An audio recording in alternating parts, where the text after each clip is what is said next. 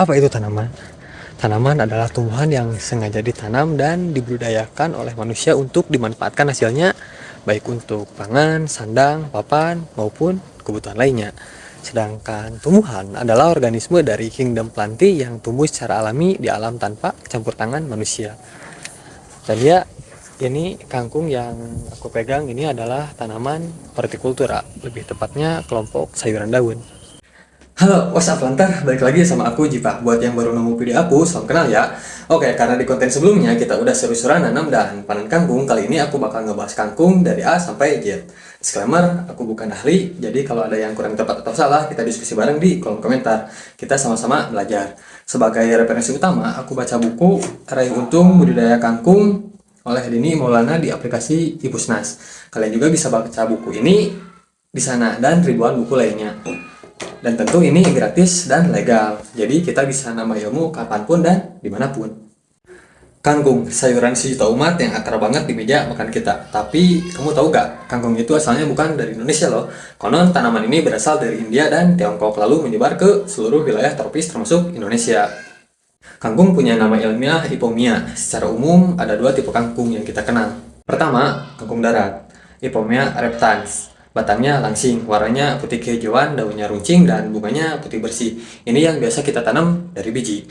Kedua, kangkung air, Ipomea aquatica. Batangnya lebih besar dan berongga supaya bisa mengapung di air. Daunnya lebar dan bunganya ada semburat ungu atau kemerahan. Nah ini taksonominya, bisa di-pause dulu kalau pengen tahu lebih detail. Jadi walaupun beda rupa antara kangkung darat dan kangkung air, mereka masih satu spesies, ibaratnya cuma beda rumah aja. Nah soal manfaat kangkung ini bukan kaleng-kaleng.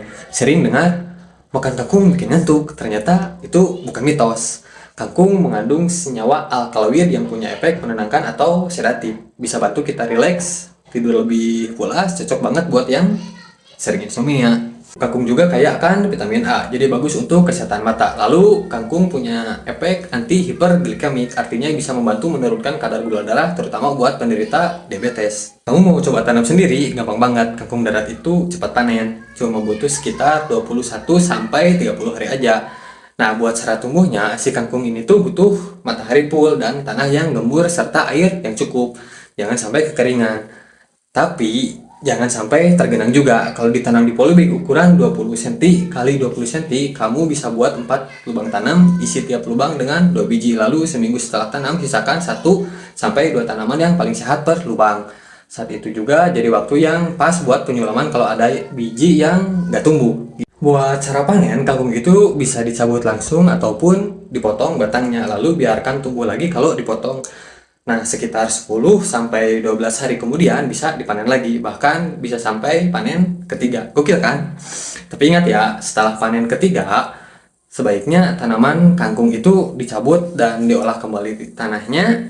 Terus, ya kita tanam ulang. Kenapa? Karena tanaman kangkung kalau terus-terusan kita potong, nah si tanamannya bakal lemah dan kualitas giginya bakal turun, hasil panen bakal kecil, lalu ada resiko penumpukan nitrat di batang dan daun yang bisa berbahaya jika dikonsumsi. Kalau aku salah soal ini yuk koreksi di kolom komentar.